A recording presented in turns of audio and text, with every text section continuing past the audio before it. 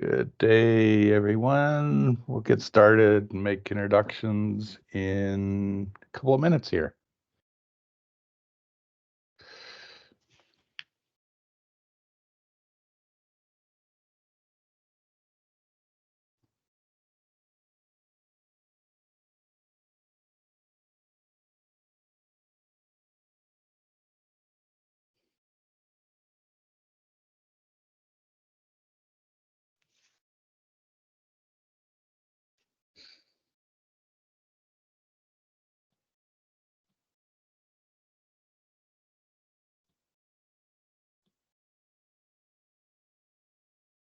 A few people joining. That's awesome.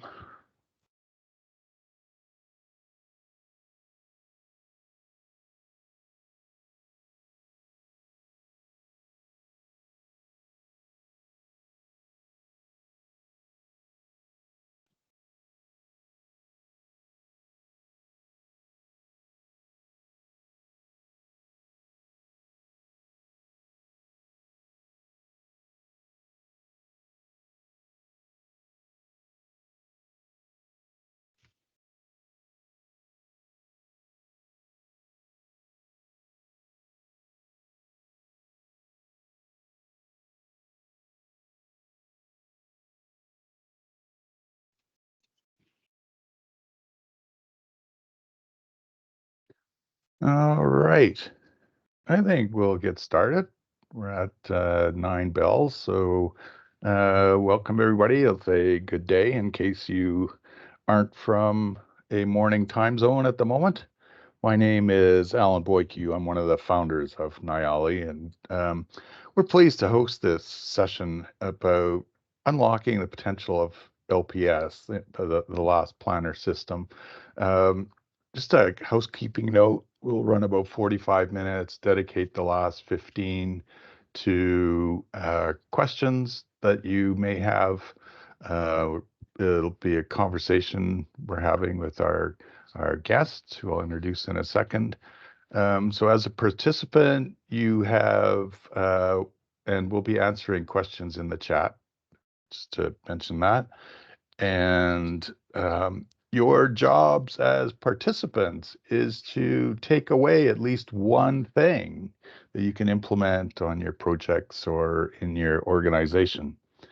Let me just move to my next slide and introduce. We're fortunate to have Christian Pikel join us today. You may recognize him. He's, one of the long-standing, seasoned practitioner and educator of LPS.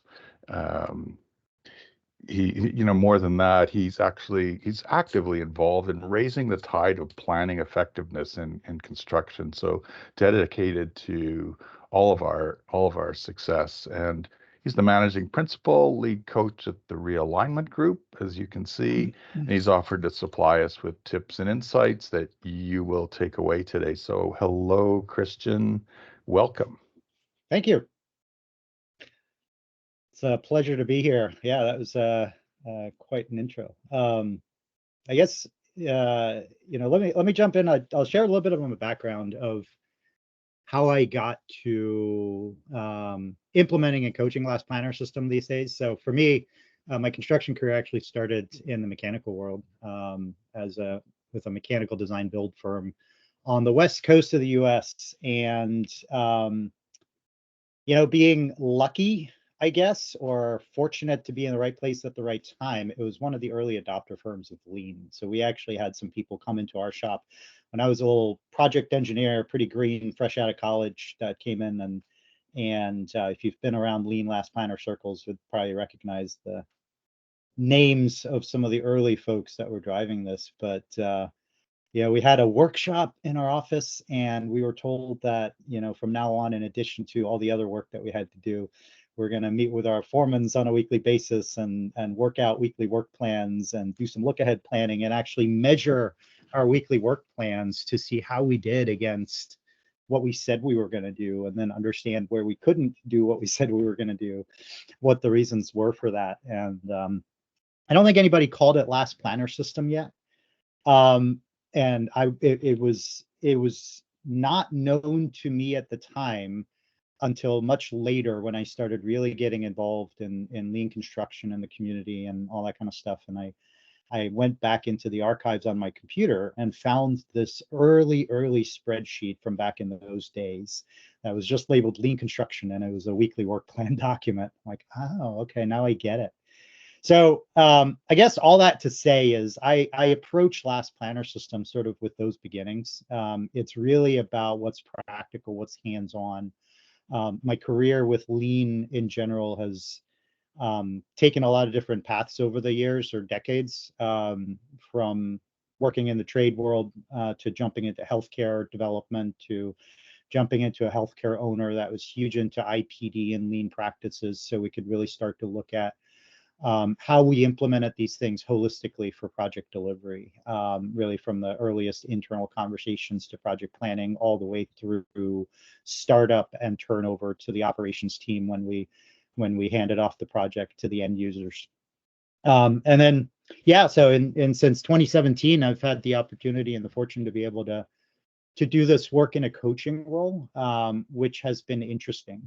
It was for me the transition of going from being an owner who can go walk into the room and say, hey team, we're doing this, to a coach who has basically zero authority and walks into a room and says, hey, here's some ideas, why don't we think about doing this? And you're constantly having to work to, you know, expose ideas to people and vice versa, and see what sticks, and hopefully approach it with the mindset of, you know, what can we accomplish? So hopefully, yeah, hopefully some of that history and experience, I'm happy to share the good, bad, and the ugly, will come across today as we're chatting. And I feel like a lot of my best lessons were learned from the things that really didn't go the way we initially expected, and how we recovered from that and some of the countermeasures we came up to. So looking forward to the conversation we're going to have.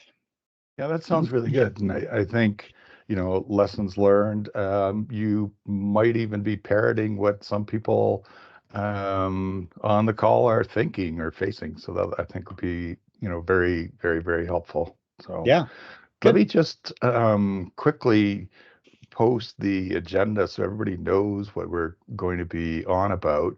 I'll just quickly touch on this, and then we'll just launch Mm-hmm. into our first section. So we're going to be talking about the journey and how we move forward, and the details of the site team, the good, the bad, and the ugly, as you said, Christian. And then very important, culture impacts and team and trades and subs and owners, the intricacies there. And then, of course, as I mentioned, we'll go to the questions. So, Christian, why don't we start at a higher level Mm-hmm. and say, Start with the start. this journey, what, yeah, Mm-hmm. why are we even considering this? Like, this just seems like something to do, and it's going to be hard. So why don't you Mm-hmm. start us off with that?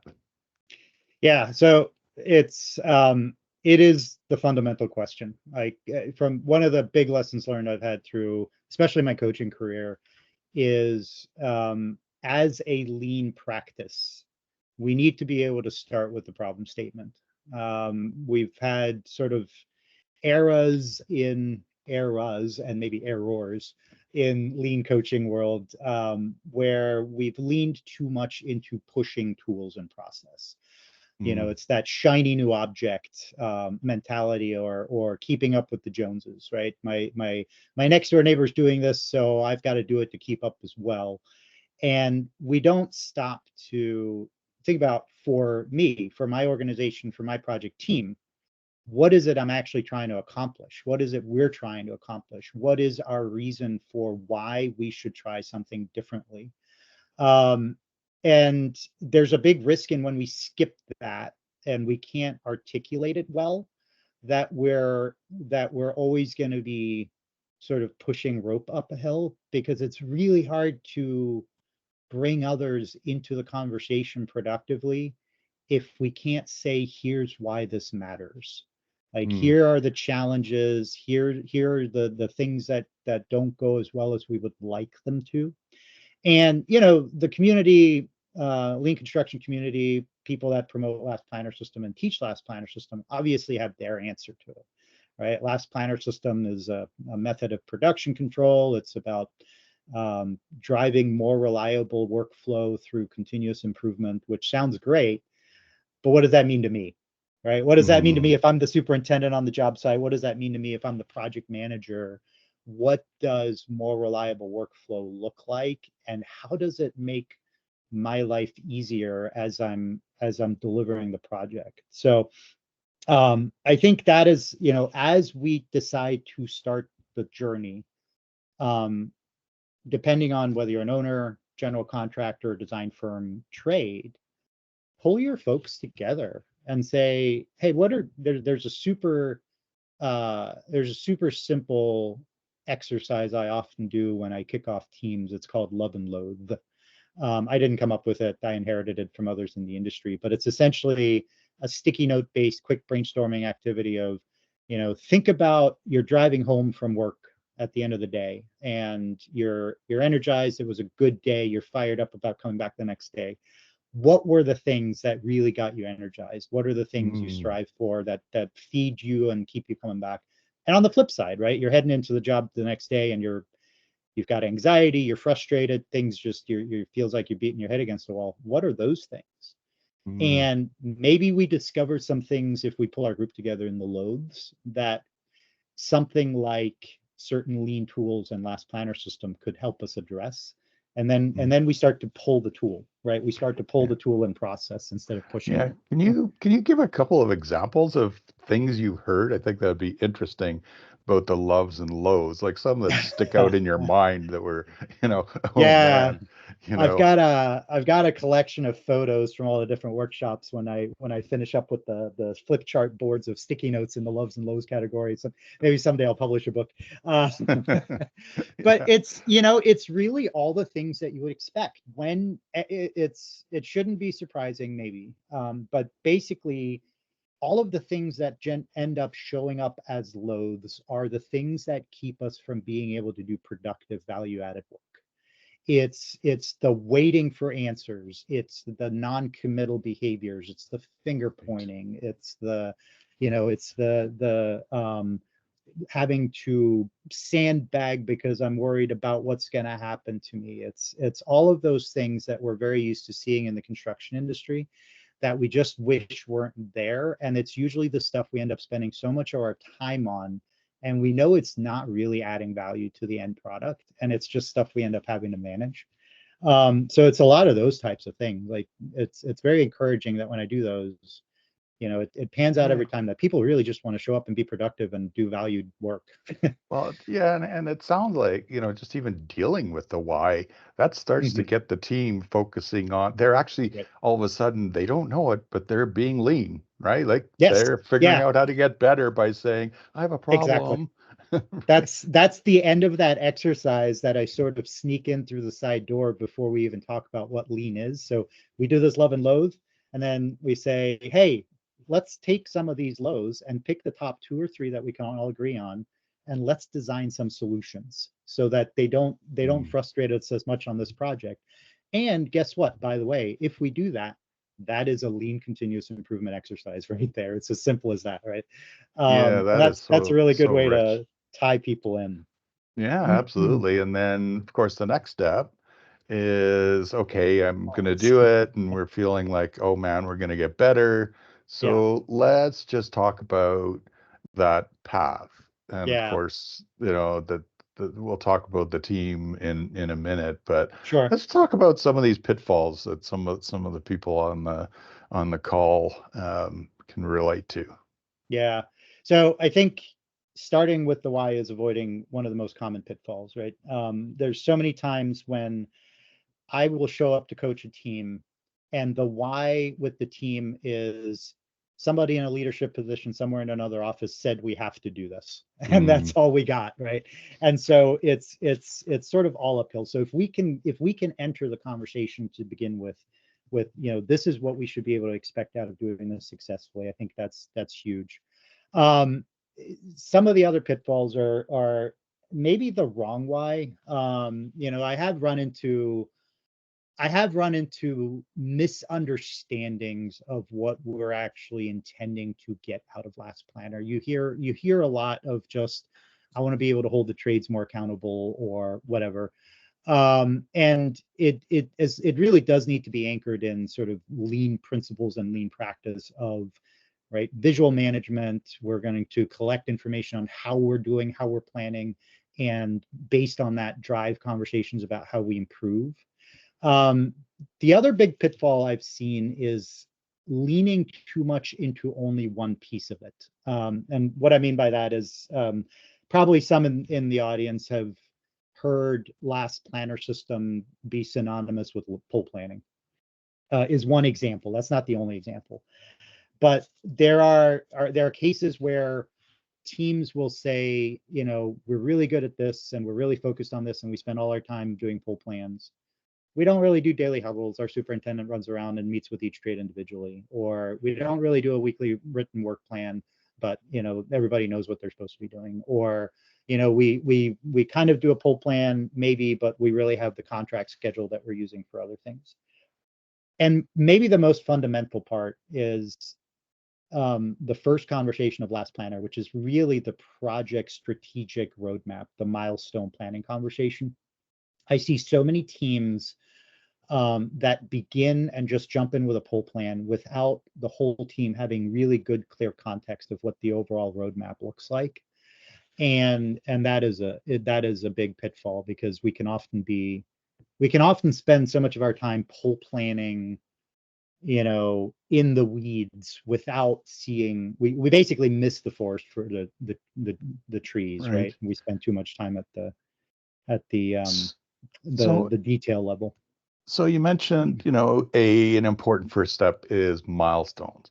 Like, do Mm. you start with teams and just do some of these little things one at a time, incrementally each week you introduce something, or it's just like this is Last Planner system and we do everything, especially, and I'll get you to talk a little bit Yeah. about smaller projects versus massive projects. Yes. But what's your thinking there, your experience there of what's working? So this is the ideal state meets reality, because Mm, I'm a consulting coach. People have to pay me to show up to their projects. And I am one of the ones who really thrives on doing this in person with teams. So there's travel involved usually. It's not cheap. Um, so in an ideal world, yes, we would unpack this stuff as we go along.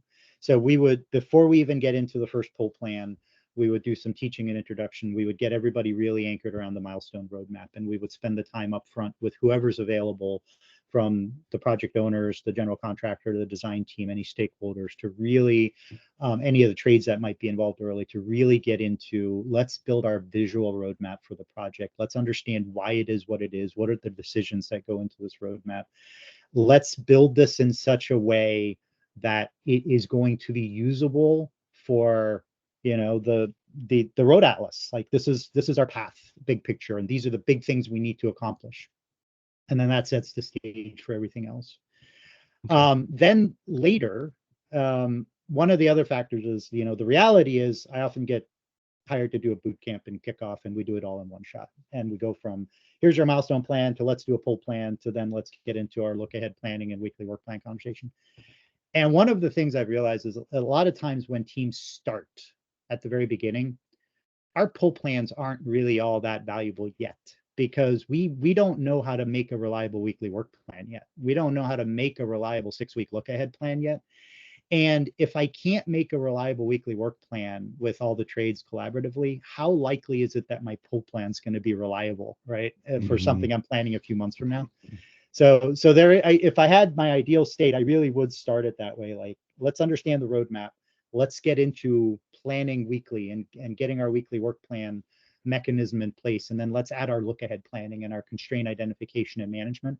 And then once we've got some early things clicking, let's introduce pull planning and then see if we can improve on the future scheduling as well. Yeah, that makes a lot of sense. And there's, obviously going to be learning moments in Yeah, there. And absolutely. that's the improvement. Yep. That's the, step back and do your plus deltas, et cetera. And Yeah. um, seen Yeah. those definitely in the weekly be quite effective. for sure. Totally. Yeah, and it can make it less threatening to start with, let's just focus on getting next week really good and then move on Right. to the next step, right? Yeah. Yeah. So we've been talking a bit about the process Hmm. and primarily. So let's talk about the human aspect, Hmm. the boots on the ground, the team that needs to come together. I don't necessarily like the word buy-in.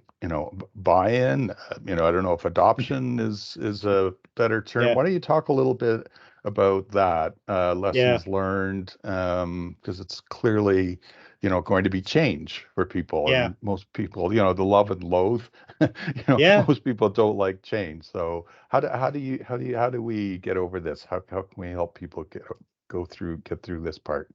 Right. I mean, this is the team development, team building, coaching, facilitation piece that is so critical. From you're gonna have to deal with this throughout the entire project org chart, from project leadership to how we engage with the OAC. Because actually, I didn't mention this, but my ideal state for last planner system is that we're doing it on the design pre-construction side as well as the construction side, Mm, and getting all those participants talking the same lingo and using the same mechanisms. And then, through your superintendents who have many, many years or decades of doing things their way and a certain way, and the trades that show up with all of their past experiences and all the past painful experiences of getting beat up, and many of them who are just used to being told where to be, right? And so now all of a sudden we're trying to change that script. So I think the number one fundamental to me is, let's look at what our leadership style is on the project. This is going to bleed over into our next conversation a little bit on culture, but how does my team approach leadership? Is my upper project leadership really focused on how do we enable the work to happen? How do we enable the trades to be successful in executing the work? How do we provide resources and knowledge and insight and facilitate the conversations in such a way that we can shift the conversation? Are we sincere about what the benefits should be? So, am I sincerely approaching this from the point of view that I want you, the trade, to be successful in your work? I want you to be able to show up to a meeting, being able to be open and transparent about what you can and can't do, how long it's really going to take, what the pitfalls might be. Or are you in an environment where you feel like you have to, guard your answers and protect yourself from repercussions? Just like, I think one of my favorite examples of this, right? So last planner is all about mitigating variances so that we can be more reliable in our work planning. And one of the superintendents I adore in this concept starts every weekly work plan meeting telling the trades that he would rather have them come to him with saying they're going to be 1 day late than 3 days early, because he appreciates interesting. the fact that variance is variance. And if somebody sandbags and shows up 3 days early, they're just as unlikely to be able to recover or capitalize on those 3 days. And something's just going to sit there and they're not going to get them anyway. And it's a bigger magnitude impact than 1 day late. So it's going to be harder to recover from.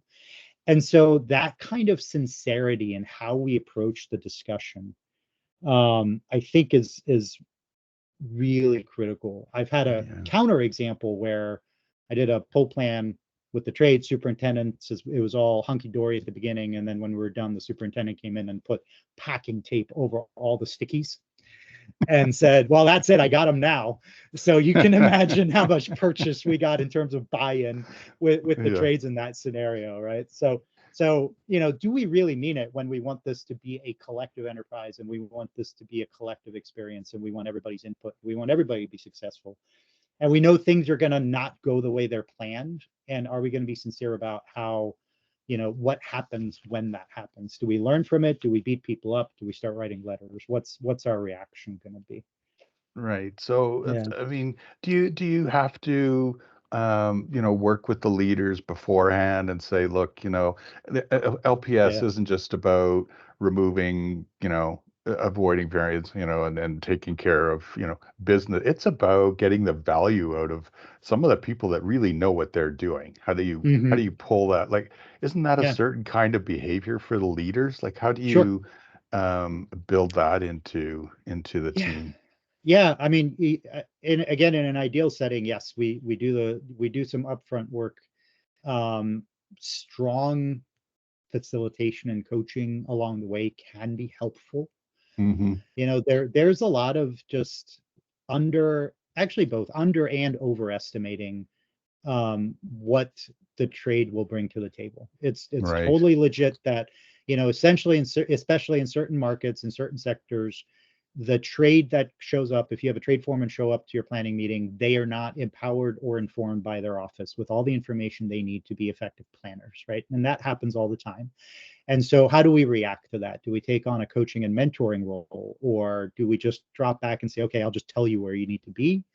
Mm. And if we fall back into I'll tell you where we need to be, then that's all you're ever going to get. You're never going to turn that person into a more effective planner because they're not getting the opportunity to learn.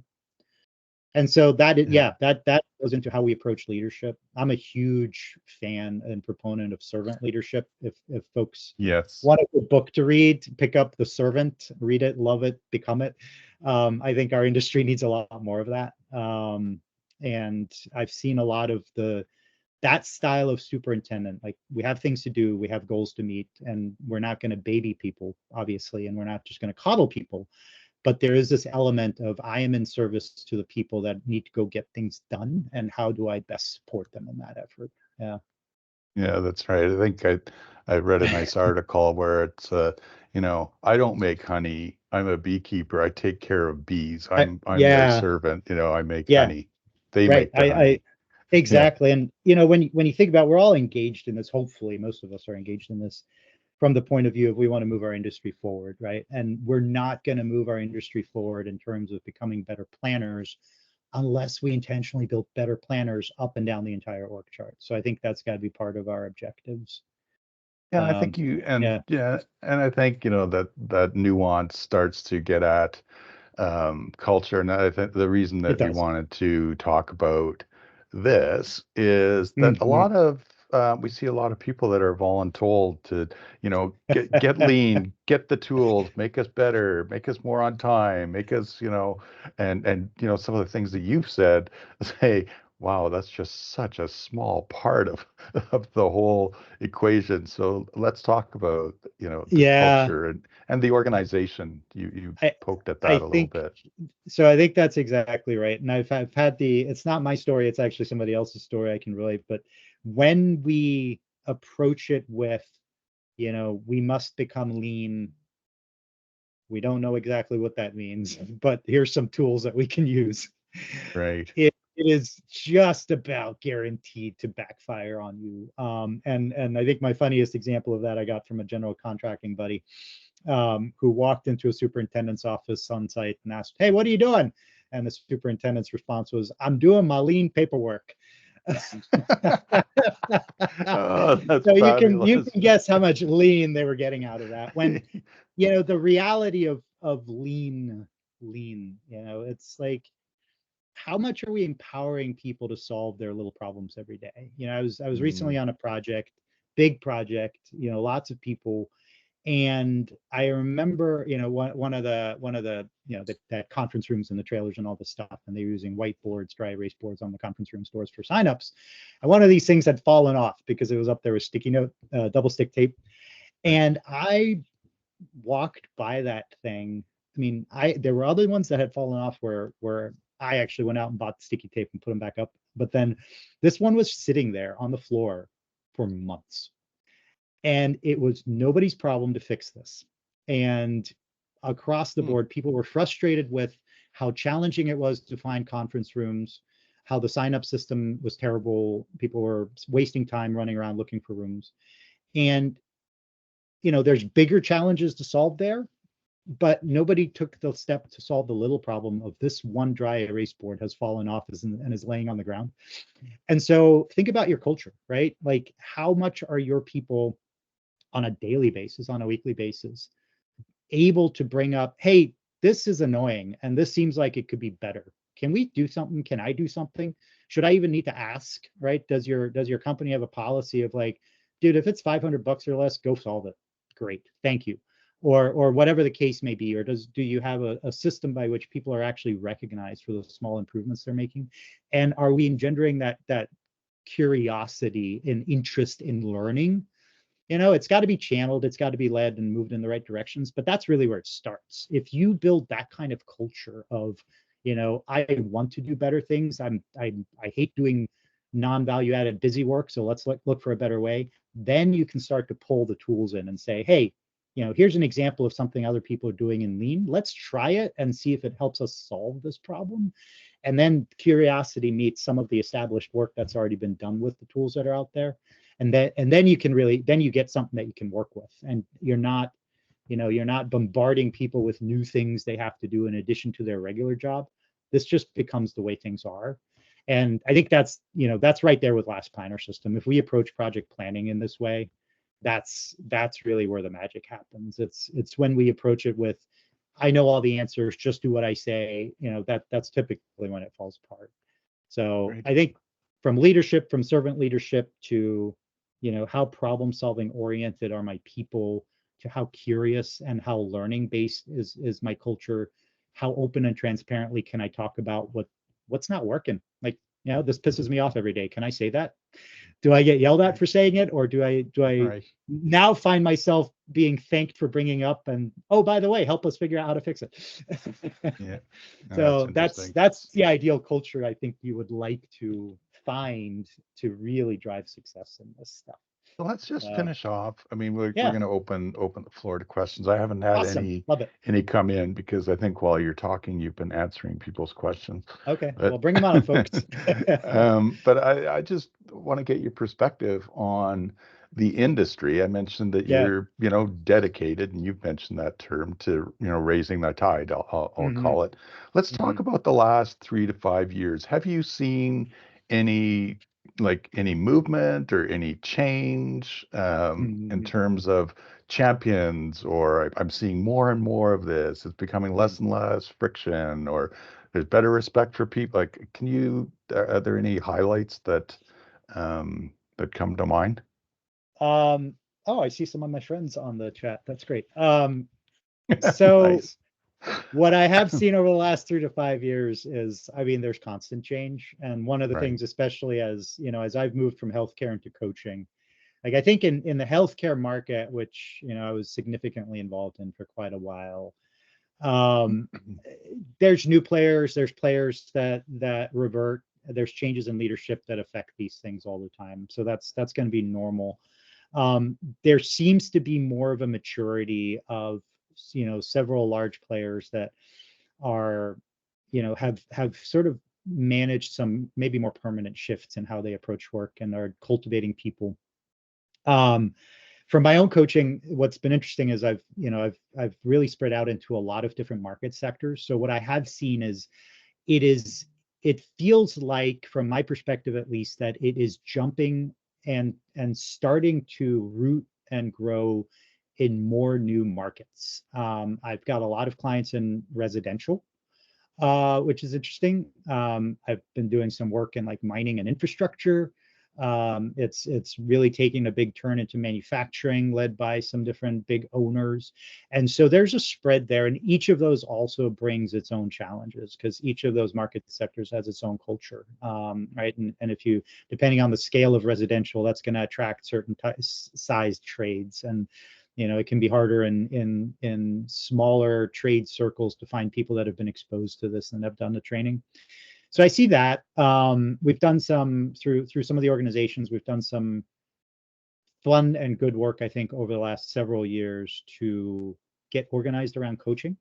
We've started some communities of practice around how we coach, and being able to connect coaches with each other, so that we're able to learn from each other as well. I'm a huge fan of communities of practice. Get people Right. together that are doing this, have it be informal, share knowledge. Hey, I tried this, here's what happened.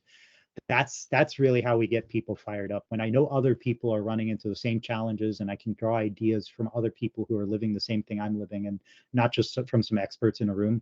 So I am seeing those, and it's always in pockets. Like, different geographies rise up and fall, and different market sectors rise and fall. So that's always going to happen. But I do think there's some good movement along the way. And the other thing that's encouraging is I'm seeing a lot of growth outside of integrated project delivery. For a while, there was a big, belief that lean stuff, last planner system, you really had to have a lot of integration in your project, contractual or otherwise, to make it work. And there's a lot of people working on figuring out how do we get the similar culture, behaviors, practices, even in more traditionally procured projects. How do we, Gotcha. how do we solve the sort of legacy mistrust that comes along with hard bid? How do we get past that whole procurement effort that happens early on, and then say, Sure. okay, now we're here. Now, how Yep. do we behave that we're here? So there's some good stuff happening there. Nice. Like I Yeah. said, we're open for questions, and what I'm hoping is if you haven't heard one thing to take away, ask the question to get that one thing. Yeah. Um, Oh, we've got a question from Christians, we're Andy. lucky to. Okay, let me just have a look here. Yeah. All right, I'm in healthcare, procurement deployment. We're getting stuck in purchasing. Yes. So, any wisdom as it relates to outside vendors into the Yeah. project? Yes, I know that well. So in my healthcare days, I was in an owner's rep role, and we had our internal and external vendors, and things often would get stuck because so many times we've got our corporate purchasing, which is too far removed from what's happening on the project, right? It's a separate department, their own incentives, not connected with the day-to-day project needs. And here is, in fact, a way that last planner system is a solution. So one of the things we significantly did in when I was in the owner's role, especially, and I could just say this is what we're doing, is we practiced last planner system holistically. So that was from the earliest days of project conception through design, through equipment planning, through procurement, internal or construction team based, through startup, move in, right, turnover to operations.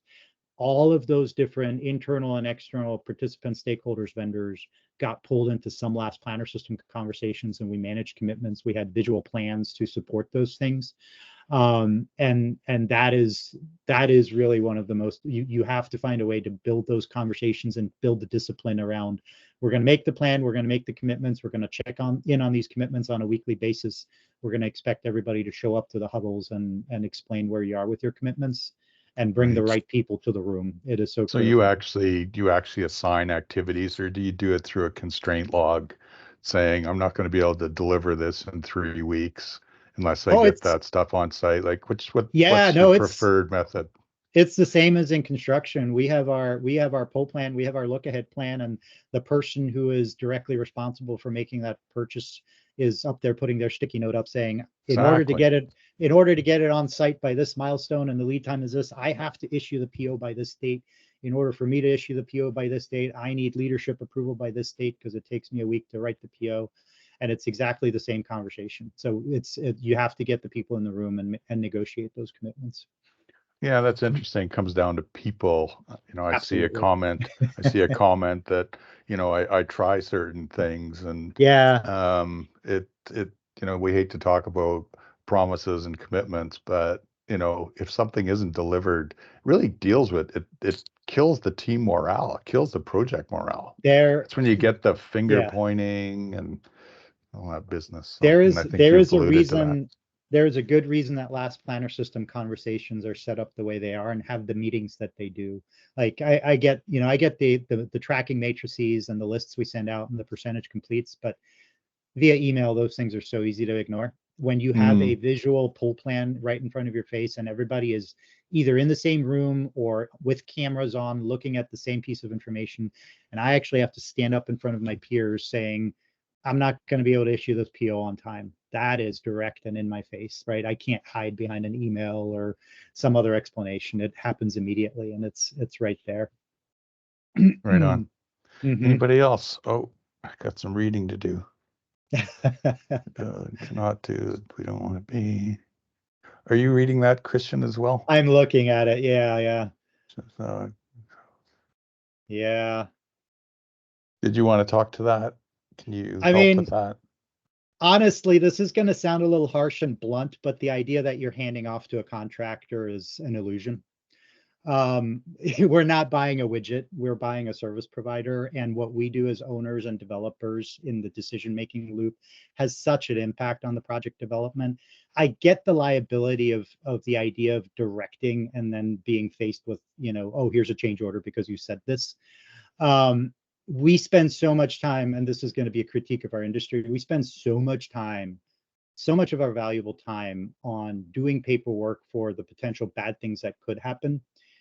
If we approach this from the point of view of how do we actually work together to make sure those bad things don't happen in the first place and direct our energy there, we are going to be so much better off on projects. So I understand that as I get that that is out there as a line of thinking and as philosophy.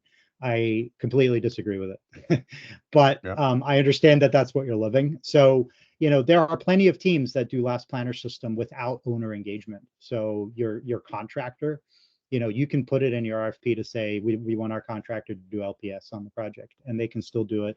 And then what you would get issued as the developer and presumably the manager of the design is essentially you're going to interface via the constraint log, and you're going to get constraints back from the construction team that says, here are the answers we need, here's the information we need from the owner in order to keep our stuff moving. And it becomes a lot more transactional. You're not going to be able to optimize last planner system as much that way, but it is what a lot of teams do. And I'm assuming, Christian, too, once you have a couple little victories, even monthly, Mm-hmm. of, things starting to work, you can go, see, and that's and that's really Yeah. building the culture, that's Yeah. changing the organization, and believe it or not, that's lean. Being Yeah. successful is being lean, right? Yeah. So, And there are developers, property management companies out there that are going down this path of more, okay, integrated conversations. So it is possible. I'm not right, just throwing that critique out there without having seen it in action. So. right. Mm-hmm. All right, we have 5 minutes. Maybe some of your friends can try and ask you the hard question. Some of the people that know you. What's up, Mr. McKay? Yeah. I we mean, should we should turn on his camera and bring him in as a co-presenter. He's got as well, much that's, or more experience with this than I do, I imagine. well, there he is. Well, maybe we'll, you know what, Christian, we'll reach out to Yeah, yeah, David and see if he would like to do that. I think sure. that'd be fabulous. One of our goals, and I think we're aligned with how you think, is to raise the tide. It's about Absolutely. everybody getting better, so that, and I'm going to reflect on what I'm taking away from this conversation is your love and loathe of Mm, going home. And I think, as an industry, it's an interesting way to think about things. yeah. Yeah, absolutely. I mean, just, a little bit on like the personal philosophy side, life is too short to go to work angry every day. And there are so many Right, situations on construction projects that become so adversarial that we have so much stress and animosity and just finger pointing. Like right. there are better ways to deal with stuff for sure. So I have a question, probably some of you, maybe I skipped on the Mhm. housekeeping aspect here, is that this will be available, the transcript, and we Okay. will send that out to all registrants, whether you attend it or not. You can share that, obviously, and watch for our next webinar. Like I said, we're really dedicated to having people show up here and provide some useful tips to, Yeah, not just lecture. As you said, Christian, when you and I chatted about doing this, I yeah, yeah. hope this is a conversation that I can share the good, the bad, and the ugly. And absolutely, that's what it's all Since about. we uh since we have 3 minutes left, David just threw a question in, so maybe we can still answer that. Ah, Yeah, okay. how can you bring the owner into last planner system? Right. Hmm, Um, good one. yeah, it is. I mean, it's kind of it's similar, I think, to the developer, property manager developer question. But yeah, it's I mean, so for me particularly, I lean into the fact that I was an owner. So, Hmm, I exercise every privilege that hands me in a conversation and speaking to owners from the point of view of an owner. There really is an aha moment that you have to create, that this is not buying widgets, that your behaviors on a project really do have an impact on the cost of drywall. that you're going to get back on a project. And maybe not every owner, right? If you're the kind of owner that's going to build one thing every 10 years, fine, play the game, hire the toughest project manager you can get and squeeze everything out of the industry that you can, because whatever, by the time it comes back around to your next project 10 years from now, it's so far down the road. But for all the owners that are building year after year, like, Intel went through this. They calculated their Intel premium because of their behaviors. This, how you interact with your supply chain matters, and you pay more or less for work based on how you work on stuff. And so, the easiest thing is you have to create that initial interest, then connect them with industry people. There's plenty of owners in the lean community that are willing to talk to other owners, and it's usually a lot more receptive coming from a peer. So Right. that can be helpful, but there's got to be that aha of what I do matters. Yeah. There's a nice question about what kind of approaches can you take if your team thinks they're lean and they're not. Like what type of advice can you pull out here? Put And we're talking people about on a project. Yeah, I think put people on the spot, right? Like, bring it back to the fundamental of what lean is. Like, there's no predefined, once we've done all these things, we are lean. Lean is a rate of change of how are we identifying and implementing improvements on the project. So if my team thinks we're operating on a really lean mindset, challenge them every day of, okay, what did we do today that's new and improved? What ideas have we come up with since yesterday? Have a dashboard, have a whiteboard that says, hey, from yesterday to today, we just did this new thing and it's actually making things better, and celebrate those things. And if you implement that and the whiteboard sits empty for weeks at a time, you've probably got a good indication that there's not as much going on as people think there is. And so then you can force a conversation about, just because we do the log, just because we do the dashboard, does not make us lean. So let's try to get serious about this and actually, build a culture around it. Mindset and culture. Yeah, for sure. Exactly. Yep. That's good advice. Yeah. Hopefully that helps. Awesome. I think we're at time. Our time again. Thank you, Christian. Welcome. Really, it was a pleasure. really valuable, I think, to everybody, and we look forward for feedback. You can send that to us at Nyala here if you wish. Great. And we'll do more of these in the future. So I think we can say so long and happy planning. Wonderful. Have a good weekend, everyone. Later, everybody.